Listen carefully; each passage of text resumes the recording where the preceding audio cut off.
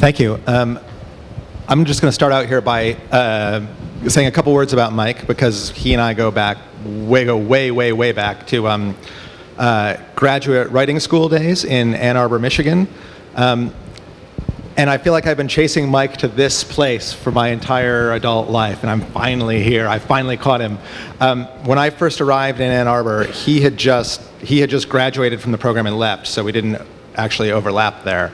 But there was this legend that had been passed down, and it was a sort of a three-part legend. One was that there was this guy who lived in this weirdo house way outside of town on a river. And he was sort of this mysterious graduate school character that people couldn't quite sort of pin down. He had his own ways out there. Nobody quite knew what he was working on. And then the second thing was that he was the world's most extraordinary wiffle ball player. Like, oh, if you could have ever seen Paterniti play wiffle ball, he could hit the ball a mile. Some of them are still sailing. And the third thing was that he had written the single greatest short story that anybody who was still around the Michigan writing program could remember. This incredible fable that they talked about. It took place in a pumpkin patch.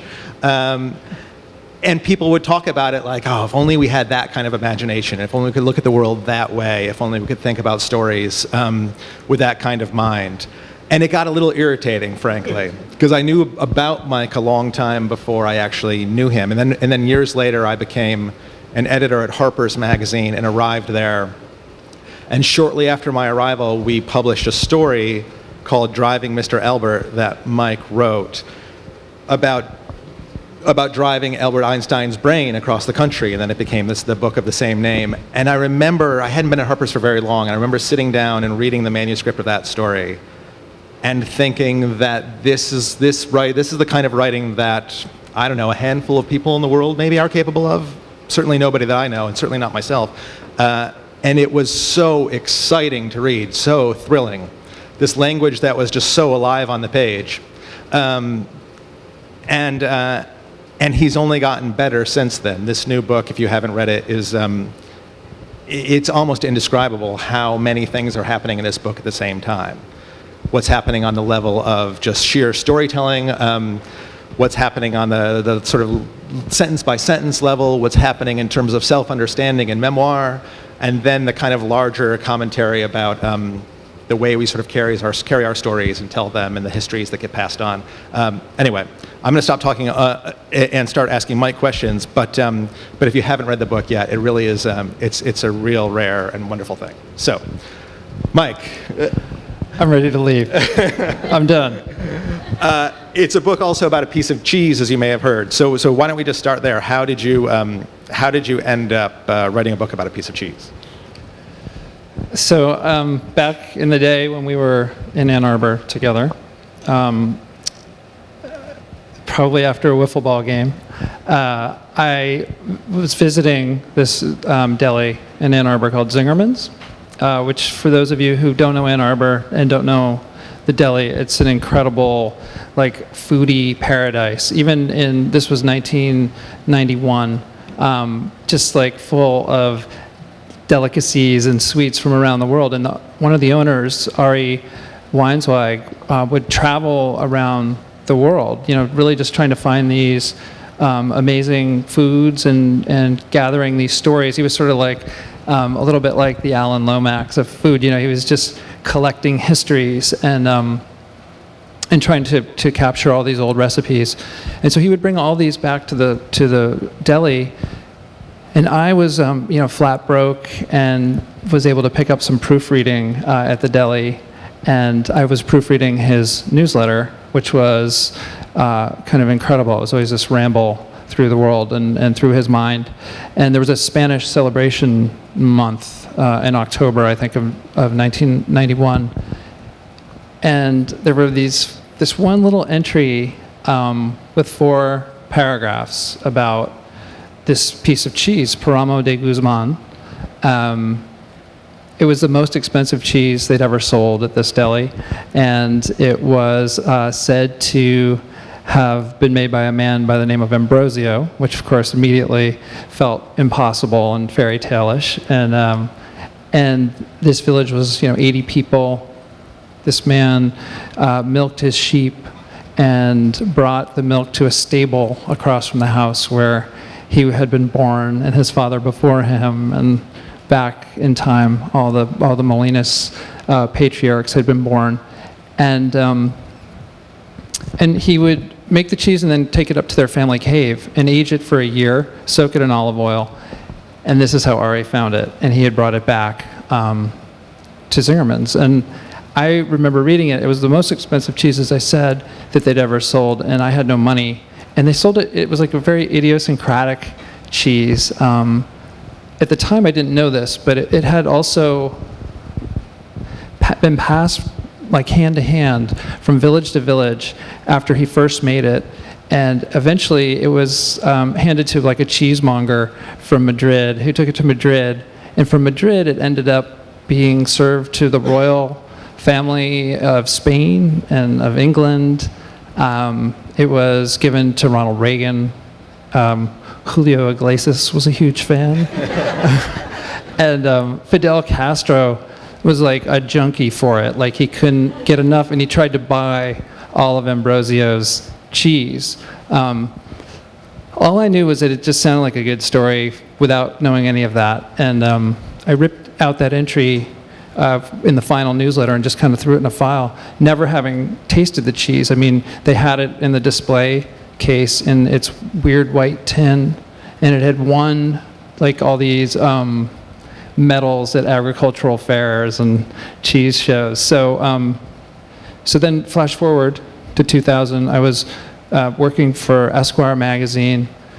I went to Barcelona to do a profile of Ron Adria, the great chef at El Bulli, and he was, we were completely consumed together all week long, but he had a Sunday where he had to go do something, and I was able on a Sunday to go up to this little village with this little crumpled piece of paper in my pocket, and try to, I was hoping to try the cheese at that point, but when I got there, there was no cheese. There was nothing left of this sort of legendary family recipe. And so when you arrived there that first day, did you say, "I'm here to find the cheesemaker"? Point me in the right direction. Like what happened when you arrived in town? So I don't speak Spanish, first of all, and my friend Carlos, who's a buddy of mine and has been for a long time, was translating, and he was translating on the Ferran story. So we just went together. We had called ahead, and Ambrosio I could hear him as he was speaking to Carlos into the phone. He was so loud. He literally, Carlos had whiplash when he started talking.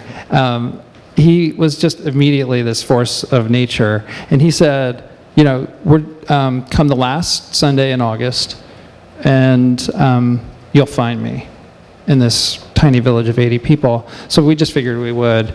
But when we got to him, he was in his family cave, and this is the title of the book. In these family caves are these little rooms that are have been built over time, and they have usually just like a simple wood plank table. There's a fireplace. There's usually some dried grapevines for the fire. There's a porron, which is this kind of decanter-like vessel with a spout on it, and you drink from this. You drink red wine from this by kind of holding it up and opening your mouth and catching the wine in your mouth if you're really good, or otherwise, wearing it. And so this was the telling room, and this was his telling room. And we walked in, and literally for like the next 8 hours, he told this story of what had become of his cheese. The short version was, as it got bigger, as it became world famous, he needed to move the factory to a factory from the stable. And as he was trying to contend with all these business matters, he was just a farmer. He asked his best friend, this guy Julian, who was like his blood brother from childhood, to help him. And as he alleged, Julian had him, sort of bamboozled him into signing some contracts, and Ambrosio signed away this old family recipe, as well as the company. And he was, as he said, in the middle of plotting to kill Julian. So I mean, I just thought we were going to have some cheese, and suddenly we're in the middle of a full-blown murder plot. I feel like I could do the Chris Farley thing up here now, where I could just go like, remember that scene in your book where you sit for a long time with Ambrosio and talk? That was awesome. Anyway, but it's probably, I mean, if you've got the book with you, it's probably actually worth reading part of that. So.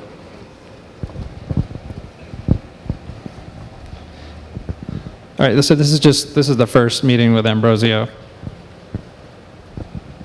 to the podium if you want. Is it easier? I'm going to do this. Venga, said a booming voice, come this way. This was the man on the phone, the cheesemaker himself, the Ambrosio. A bulky form filled the frame, head slightly stooped to fit the opening. Then he moved back to make way for us. Through the door to the bodega was a narrow entryway with worn stone steps leading down into a murk from which gusts of refreshing, cool cave air emanated.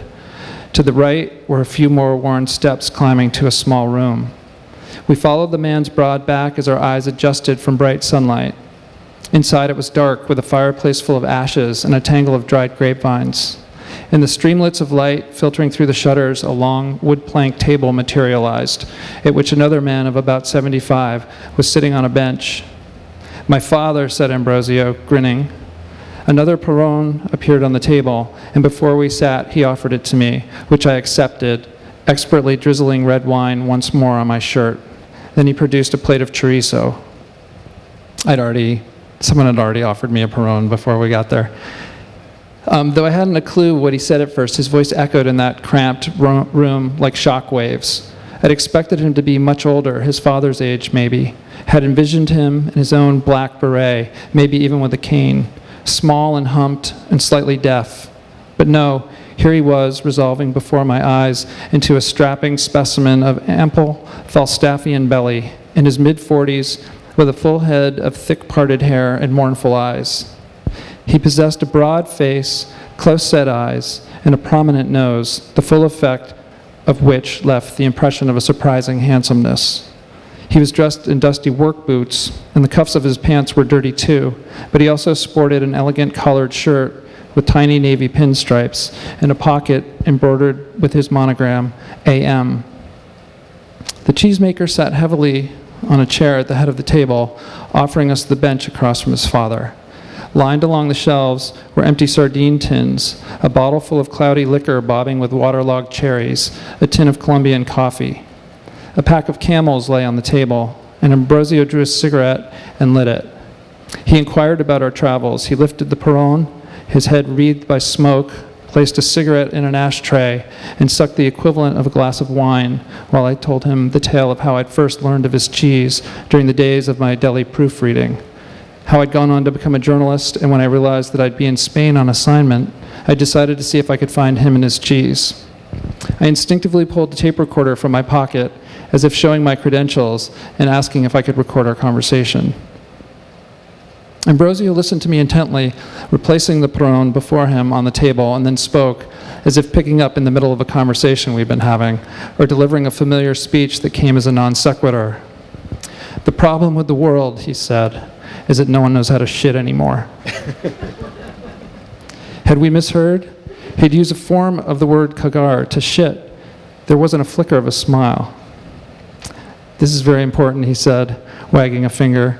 It's the most important thing. To shit well, you have to eat well.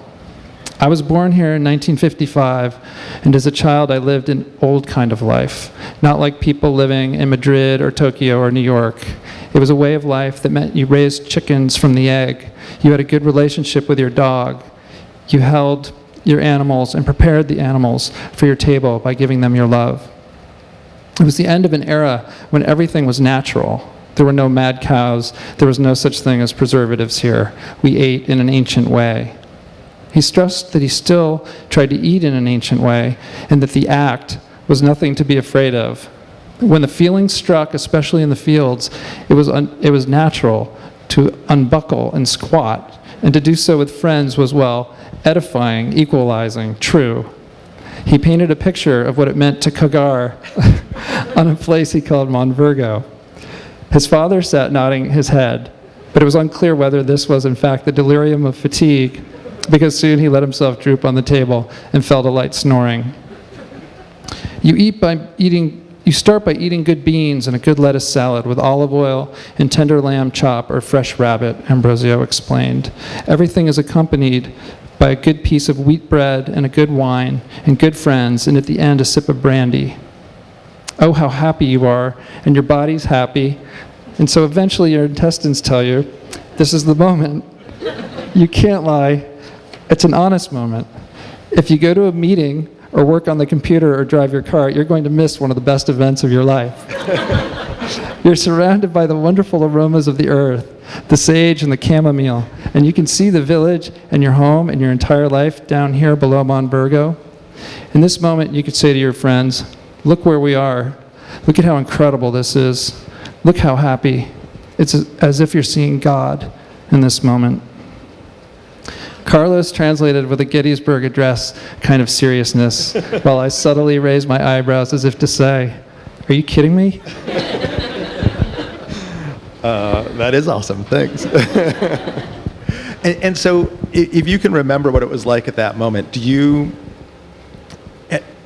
as Carlo was translating for you, were you literally thinking then, like, and now I've got a book to write? Because, or were you thinking, this guy's messing with us? I was literally thinking, I was going through a checklist of my friends, and I was thinking, who could I, like, shit with? Like, who am I that close to that I would feel okay doing this?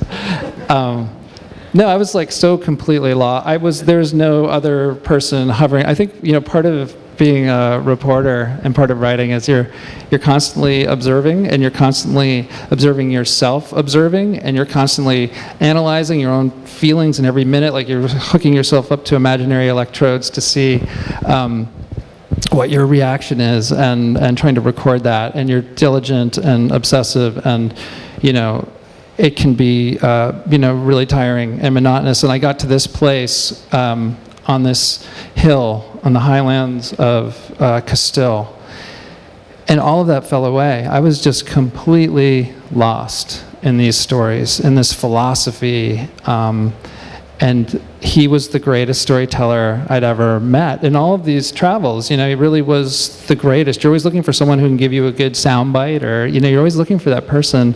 And every time he opened his mouth, he was saying stuff like this, and it was, for me, it was utterly compelling. And then eventually I began to take everything like it was the Gettysburg Address, and then that sort of created its own problems. Yeah. And your relationship with Ambrosio and with Guzmán, the town, and with the people in the town, then evolved over a number of years and became complicated in ways you couldn't possibly have predicted. So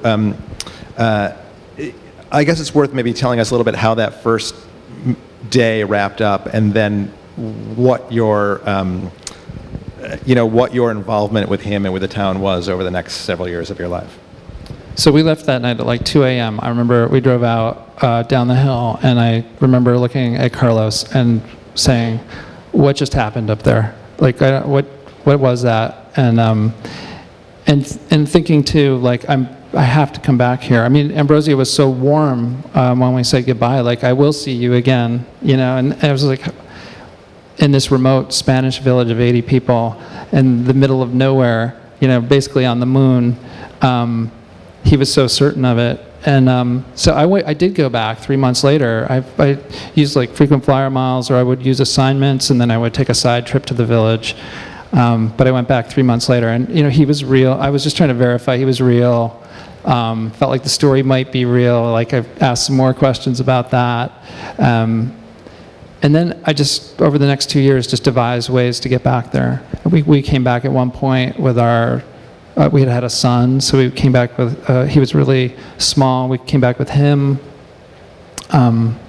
In about 2002, I started talking about doing another book, and the book that we were talking about was this John Walker Lynn book, like the American Taliban. And my wife and I, Sarah, were just starting a young family, and it just felt like this was going to be a massive book, and I was going to end up in war zones for a while. which is not a bad place to be, but it's easier to be there just on assignment when you come and go, and you don't have to like make a life there when you're trying to have a family. And so this place became really huge for me in my mind as a place where we might go as a family. Maybe there was a story, a book to be written. I do remember one editor at Random House, who was my editor, who is the editor-in-chief, kept saying, like, why do you want to write about a piece of cheese? Like, I don't get that. We support you, but I think over time, like, I wrote a book proposal, and I was able to show that to her, and she was able to see that it was so much more.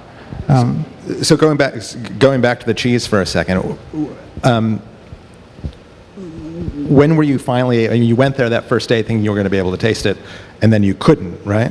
Right. And then when were you finally able to, and how did that evolve, and how was Ambrosio around that? So Ambrosio had one tin of his cheese left. When his cheese got stolen from him, he had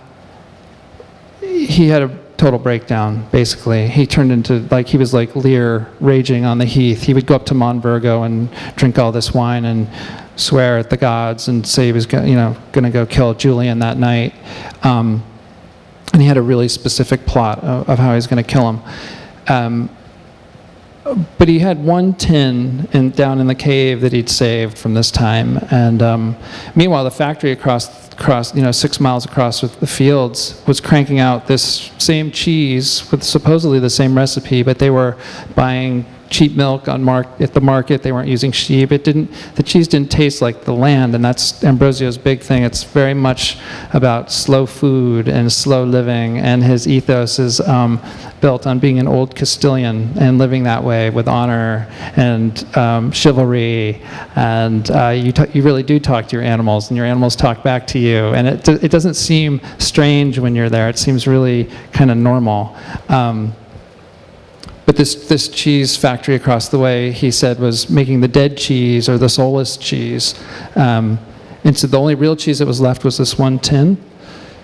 And we moved as a family there in 2003 to sink in a little deeper, try to get this thing going. And at the end of that visit, he just completely surprised us, and he brought this tin up at one point. You should read that part of the book now. Nice segue. Thank you.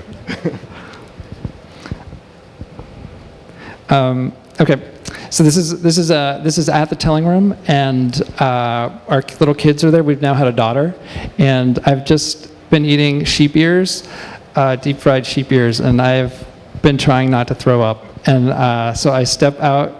I pretend that our daughter has a dirty diaper, and my wife is at the door, and I'm like, I'll change the dirty diaper, and she's like, it's not dirty, and I have this plate of sheep ears that I'm trying not to eat. So eventually I get out of there, and I come back in to the telling room, and Ambrosio has his back to me. And Ambrosio had a bunch of like super drunk friends who were there, and none of them had any teeth. How do you begin to describe a moment for which you've waited a small eternity, thinking it was never to be? How do you downplay such a consummation? Inside, I was turning cartwheels, doing the Watusi, soft-shoeing with a vaudeville smile, while outside, my ersatz Castilian stoicism crumbled. We've just put the cheese in our mouths. He's offered us. I should tell you, when he does this with the cheese, he takes the tin and he opens it and he puts it over a flame, and then he warms it, and the olive oil starts bubbling. So the cheese is like, it's sort of hot, but it's a really strong sort of Manchego-esque cheese. And it's sort of sweating there, and it's olive oil, and at some perfect moment he pulls it out and sort of pops it on us. So, wow, wow, wow, I repeated as Ambrosio watched and grinned, saying nothing. Oh, it was a strong cheese, a Herculean cheese. You could tell that immediately. Tangy and tart, melting and then flaring again. With the first crumble, it spread slowly in lava flow across the palatal landscape, tasting of minerals and luscious buttercream, of chamomile and thyme. It tasted of flour and dirt, manure and nectar, and perhaps of love and hate too. A gustatory alert went up, and my whole mouth was watering and alive, awakened from Van Winkle's slumber, and emergency ready. This was a cheese that, like its master, sharply caught you unawares, lovingly provoked you while assuming your submission, and then its richness overwhelmed all previous thoughts, tastes, memories. I now understood, if vaguely, how the cheese must have created a conduit to the past, for its concentration was a force, an energy, a momentum, the psychic drill bit boring a wormhole in this Castilian space-time continuum. I had no past with this cheese. My past lay in those individually wrapped slices of Kraft American cheese, or cheese so alien that it was spelled Cheez. Cheese Whiz, cheese doodles, Cheez-Its. Fromage facsimiles that conjured school lunches in our 70s suburban kitchen, my mom flipping grilled cheese sandwiches, punching open can after can of high C for my brothers and me, until our purple-orange mustaches glowed with a Sharpie permanence. Eating Paramo de Guzmán now, I realized that this was the memory, that I was having the memory as I was making the memory, that this cheese could compress time. And yet it was just cheese, right? So what was it that I tasted now? Ambrosio leaned over and dropped the plate on the table among the chattering men who reached out greedily and grabbed what there was to grab. Had anyone asked, he might have said, "Oh, that's just some old cheese we had lying about." But no one bothered. They gobbled the slices, carrying on as they did, not once remarking on what they ate. Perhaps Ambrosio wouldn't have had it any other way. It seemed like an age-old Castilian transaction, homemade food delivered to guests like the sharing of family wine. But with wine also came conversation about the wine, and debate about the wine, and expositions about the wine, histories and tall tales and smack talk. And here with Ambrosio's cheese, there was none of that. What didn't occur to me at the time, what never crossed my mind, in fact, was that perhaps the event was significant only for us. That maybe we'd made the cheese mythic, or I had, sucking in everyone behind me, and Ambrosio, flattered as anyone might be by an interested visitor, and gifted in the art of myth-making himself, had gone right along with me, pumping helium into my balloon while I ran around urging everyone to look at the beautiful balloon. Meanwhile, the men in the room took the cheese for what it was, cheese. Besides, why would they willingly revisit Ambrosio's bad luck with it? And yet here were Sarah and I transfixed and under a late summer spell, now with a second piece of the original Paramo de Guzmán in our mouths, tasting the specific land and animals from 10 years earlier, the chura sheep grazing and the barco de vacabidillo, the essence of a lost place unlocked for us by Ambrosio, the giant on his witness hill. What did the cheese taste like? I'd like to pretend it tasted like love or history or God, if those things possess a real taste, that its molecules reshaped my own and created a flash of insight. But it tasted like really good cheese. Sublime cheese, though in this context it didn't matter what the cheese tasted like. The children cooed and squawked. We were bursting with gratitude. Ambrosio placed the last slices on the table, and one by one, the men with hairy fingers and raspy laughter picked them up from the plate and popped them thoughtlessly into their mouths until the much heralded and ballyhooed Paramo de Guzmán cheese was gone forever. Very nice. I want to ask you one more question, then we can turn it over to the crowd here. But one of the things that you hint at there and becomes very present in the book is this tension between your experience of Ambrosio, firstly, of course, that initial experience, but then your relationship with him over the years as this figure you love and who's mythic, I think, in his own mind, and then also this figure who's complicated and problematic in many ways, and somebody who if you're going to write honestly about, you have to sort of wrestle with in a way that he might not be totally crazy about. I mean, there's that Joan Didion line, which I'm not going to get exactly right, but if you're being an honest reporter, you're always betraying somebody. And I feel like that's just running beneath the surface of this book, and I'm curious what that experience was like for you. Yeah, I mean, that I actually, in the title, that's a bit the betrayal. That's part of the betrayal for me, is this eventuality that I was moving toward in all of this living and all of this reporting. Reporting. I was reporting one side of it. I was in the fields. I was helping them harvest the grapes. I had joined their family in this very real way with these little kids of my own who, every time we were in that village,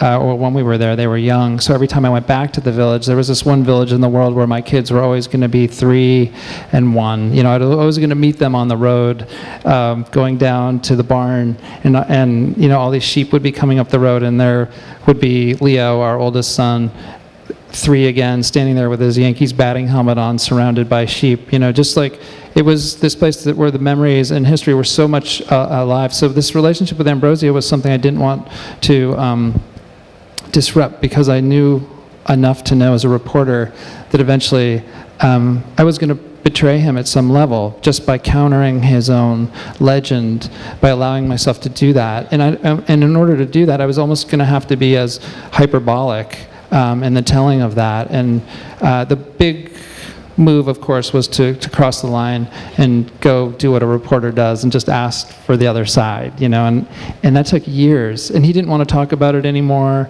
I think we both kind of knew we were drifting toward this painful moment where I was going to find out more than I had wanted to about the full story of Páramo de Guzmán, but also was going to take this place that was so dreamlike and amazing and disrupt that too, and start time there again. And in fact, maybe even lock myself out of this village forever. You know, maybe it would be that I'd never get to come back.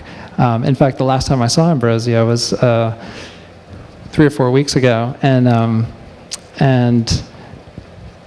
he said, when we say goodbye on the steps of the palace there. And he said, oh, when are you coming back? And I said, oh, I'm going to come back as soon as I can. And I sort of was joking, like, as long as everybody here is okay with the book. And he really, like one of the first times ever, very seriously said to me, if people don't like your book, you best not come back. I was just like trembling like a little kid. Like, wait a minute, you can't throw me out like this. But yeah, so it's intense and it's ongoing. On that note, let's open it up to the crowd here. Does that make sense? I have 2 questions. One is, did you ever try the dead cheese, and how did it compare in your mind? And secondly, what prevented Ambrosio secretly making one of his cheese? Yeah, those are 2 great questions. The second one I should have probably asked much earlier in the process than I did. I did eat the dead cheese, and I was so on Ambrosio's side that I was like, cheese is so dead. I'm not even acknowledging this cheese that's in my mouth right now. So yeah, that cheese sucked, but it didn't taste all that different from his cheese. In the end, it wasn't all that different. But I remember I went over to the factory posing as like an American tourist / cheese buyer, millionaire cheese buyer. So they treated me very nicely. I don't think they knew exactly what I was up to. And even with the hospitality, I was like, nah.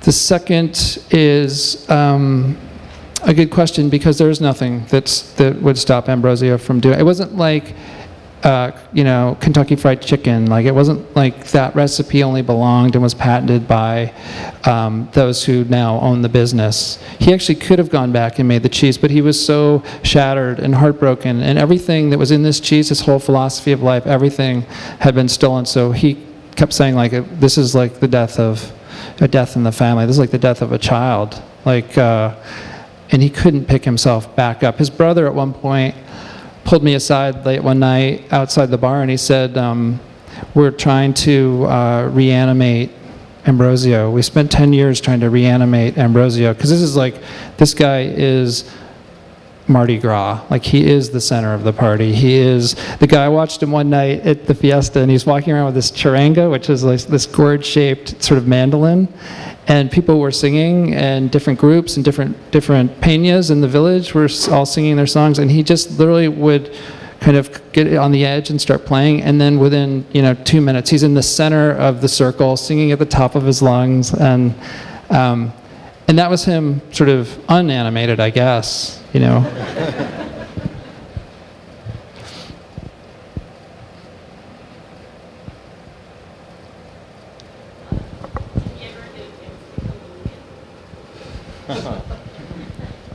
So this is what I realized after a while, because I was a little nervous, and I also was trying to figure out what my exposure was as an accomplice or somebody who understood that there was a murder plot. Like, I remember having that conversation with, I think, at least one of 3 of my brothers who are all lawyers. Like, if he really does murder him, what happens in this? And but what I think about Ambrosio is that his story, like when he tells a story, if literally if we all were in his telling room right now and you were drinking from the Perron, you would believe anything he says. And so when he enacted these murder plots, and he described how he was going to do this, and the one plot that was his favorite and number one plot was he had like rope. He had different plots. Yeah, there were several. As the years passed, I began to realize, when I started hearing other plots, I was like, what happened to the plot where you cut off all his fingers and all that stuff? Like, it's like these were kind of gory plots, but I realized he was telling himself a story, and in this one plot, he wanted to, this sort of says it all, actually. He had a candle, a rope, and a knife in the back of his car, and he drove around, allegedly, with this, waiting for Julian to cross his path. And in this plot, he would take Julian out to this cave, some abandoned cave in the countryside that he'd figured out. And he would tie him to a chair. He wasn't going to yell at him. He wasn't going to get mad. He was going to bring him in, tie him up, leave him in the dark for a few days, come back with wine and cheese, set the wine, the Perron on the table, the cheese on the table, candle on the table, and tell him a story about their friendship. And he wanted to share all the beautiful emotions and stories, as he said, of their past together, of their brotherhood. And then at the end, he was going to take out the knife, and he'd study these military manuals, and he was going to, cut off a finger or something, and then cauterize it with a candle. And so in this way, he was going to do this sort of 1,001 nights in reverse, where he was going to whittle Julian down over the course of telling all these stories. And in retrospect, that was just yet another story. Every time he told one of these, he was murdering Julian. Every time he had another vivid fantasy and he played it out for me, he was all powerful again. He was that guy. He was the mythic El Cid, who was not going to be undone by sort of a quisling like this Julian. So at some point, I think I realized maybe the actual threat of murder was not as real as I had presumed it. How about?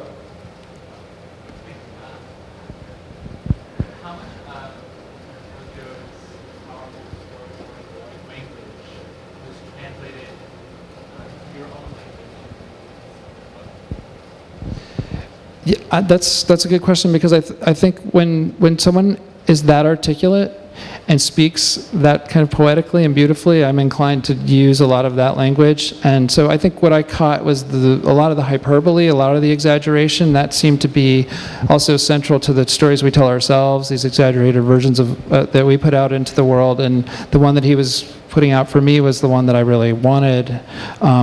So I did incorporate a lot of his quotes in the book. I sort of let him own that a little bit more. I would have been maybe less inclined if he'd been less articulate, but he was just so incredible when he spoke like that and I have transcripts at home, just like, these War and Peace sized binders full of all these years of listening to this guy. So it was really enjoyable, to go back and listen to that and to recover it and put it in the book.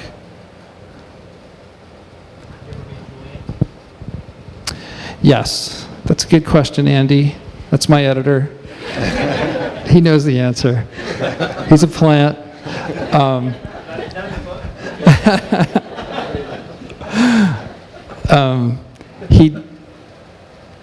I did get to meet Julian, and that was actually precipitated, though, by Ambrosio. After Ambrosio's father passed away, Ambrosio was very emotional, and I came to see him, and at this point I knew it was time to try to move to the other side and to try to see Julian, and I brought Julian up, and Ambrosio hadn't wanted to talk about Julian, so we spent a few years not talking about Julian and talking about everything else but Julian, and when I brought Julian up, he said. He had been talking about his father, and sort of had a picture. He had a photo album in his lap that had all pictures of his father, and he had his hands like he was touching the photos and talking, and he got really emotional. And then I said something about, after that moment had passed, I said something about Julian, and he was like, "Screw it, we're going right now. We're going. We're going to go find that MFer," and he threw the thing aside, and suddenly he stormed out of the room, and I was just running behind him, and then we were in the car, and then he was driving really crazily, and I just had this moment where I was like, this seemed very real, that intensity was all there, and he knew Julian's every move. This is a very small world, and this was his best friend, so he knew exactly where Julian was, and we drove 45 minutes to the courthouse, and it was right before the midday meal, the comida, so he wanted to catch Julian at the courthouse, and I had no idea what was going to happen. I had no idea what he had in mind, and we got there, and Julian had just left, and then Ambrosio had me get back in the car, and we raced over to this other place, Julian's office, basically, where he thought Julian would be, and yeah, that's where we made first contact. And Ambrosio sat across the square in a bar, waiting for me to come down. And at that point, I think he realized that he had to give the story up, but he wasn't willing to. So he was going to chaperone. I realized that he wasn't really there to kill Julian, or that wasn't the purpose. That he was really there to see me through to the end of the story, with his own story on top of it. He wasn't going to let me do it myself. But what happened was Julian thought I was there to kill him, actually. He got very freaked out. And all you have to do is Google me. There are a lot of dead bodies in my past. And so he said, I'll meet with you in Madrid in a month or two. I can't remember the passage of time. So I flew back and met him in Madrid, and then he unfolded this counter-narrative. And I found Julian heartbreaking. All he wanted to do was to make amends. He wanted so badly to find this friendship again and live inside of it. So along those lines of the heart, you found Julian's story heartbreaking as well. Who between the two of them do you think has suffered most? That's a good question. Wow, yeah, that's a good question. They've both suffered. I mean, they both, it's a world too where there's a lot of drinking and smoking. So over this passage of time when I go back, these guys have just aged in front of me. Julian he's such an interesting person. He's so smart. He's a great lawyer. He's got this amazing reputation. But he was the one who showed his pain, vividly.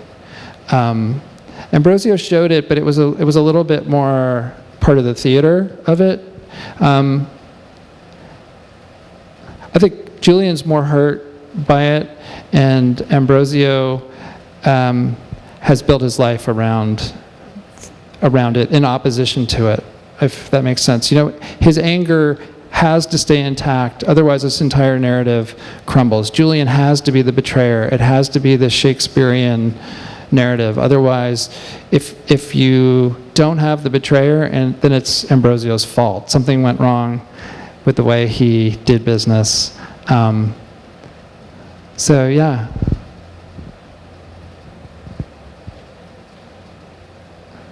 There aren't any other questions at this time. We'd like to take this opportunity to thank you very much to Mike and Joel for joining us this evening. Make sure you all check out copies of the telling room over by the register before you leave, and we're going to have Mike sign just over to my right over here. Thank you all for joining us in the Rare Book Room. Take care. Thank you, guys.